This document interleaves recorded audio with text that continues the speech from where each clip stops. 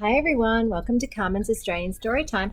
Today I am reading one of those books that I've read before where you get to cheat a little bit and use the pictures as clues. Using the pictures is a very good way to hunt out the clues of how to read words that you may not know.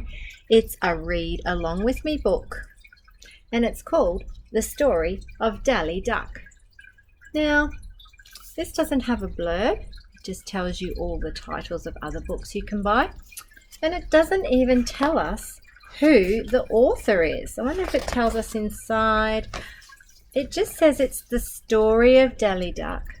It's printed in Belgium and it's illustrated by Susie Jane Tanner, but it doesn't tell us who the author is. Let's have a look. So there's going to be some pictures in this book. Feathers, moon, reeds, tail, feet, nest, soil, tears, leaf, pig, sty, twig, Morris mouse, pond, sunshine, water, mummy duck, a puddle, swim, and a waterfall. Daddy duck, a dally duck, eyes, farmyard, ducklings, ducks, cows, cow, boat, and beak. Lots of picture clues. Let's see if you can remember all of those words. There are a lot to remember. Every morning, Mummy Duck took her ducklings for a, what are they doing? Swim in the pond. One by one, they dived into the pond. Then they each wiggled a little, do you remember?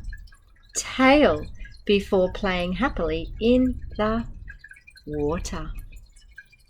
When Dally Duck dived into the water, he always sank down to the bottom of the pond.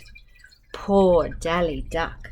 He just could not learn how to swim. All the other ducklings laughed at him. Oh, that's not very kind. Surely all ducks can swim, quacked Father Duck crossly, or Daddy Duck. Not all, mumbled Mummy Duck. Her beak was full of Dally's tail. She's pulling him up out of the water, which she was holding up out of the water. The rest of him had sunk. She got very tired trying to teach Dally Duck to swim.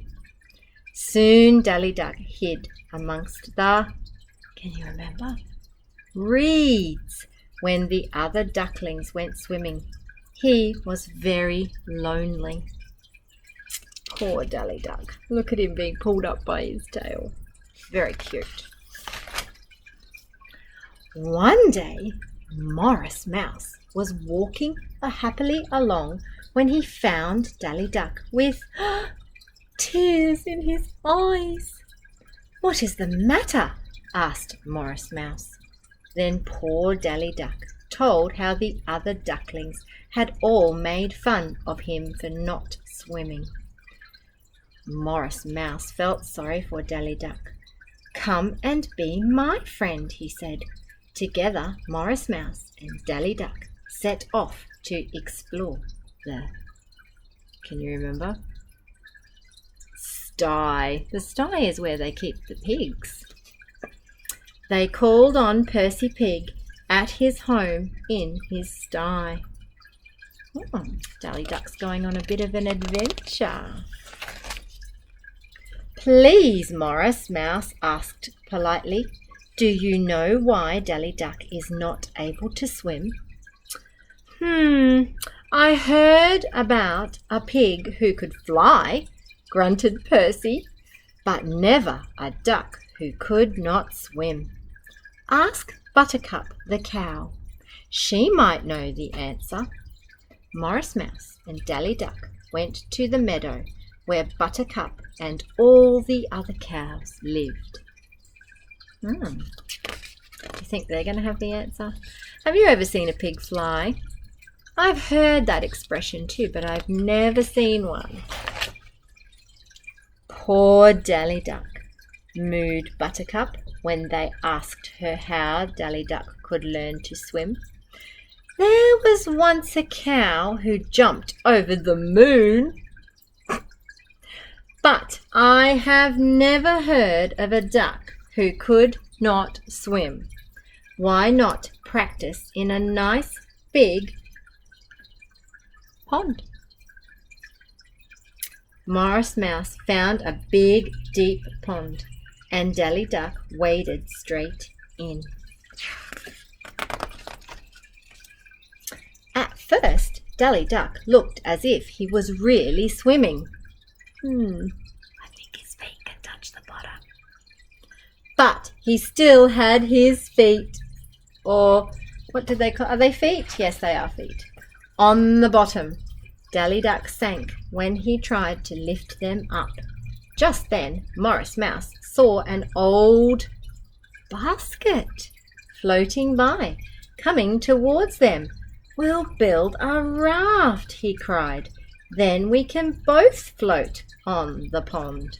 Together they pulled the basket from the water and carried it down to the pond. What a good idea. Isn't Morris Mouse being such a great friend? Morris Mouse found a twig for the mast. The mast is the post that holds your sail up. And Dally Duck a leaf to make a sail. They put the boat onto the pond. It floated so beautifully, oh, what a big word, beautifully, that Dally Duck and Morris Mouse climbed aboard. Happily, the two friends sailed off into the sun. Around the pond they drifted and on to the little stream that ran between the reeds. Looks like they're having a great time, and they get to do it together. Morris Mouse and Dally Duck were having so much fun that they did not notice how fast the little boat was moving along. On and on sped the boat, the raft. Suddenly, with a whoosh and splash, the raft sailed over a small waterfall and broke into pieces. The two friends were thrown into the water. Oh dear. What do you think's going to happen? Make a prediction. I think Dally Duck's going to have to swim because he's not going to have a choice, is he? Help! Help! Cried Morris Mouse. I cannot swim like a duck. I'm sinking. Poor Dally Duck kicked his feet and wriggled his tail with all his might to try and keep himself afloat. Then, to his surprise, Dally Duck found he had reached his friend Morris Mouse and was pulling him to safety. You swam! You really swam! Cried Morris Mouse as Dally Duck got his breath back. Nobody was more surprised than Dally Duck. What a great friend, and what an amazing thing to have done. It was a long and cold walk home to the sty, and it was dark by the time Dally Duck and his friend Morris Mouse arrived. Mummy Duck dried Dally's feathers and was really pleased to see him and Morris Mouse safely home. Now Dally Duck goes with all the ducklings every day for a swim. Sometimes, what's his name?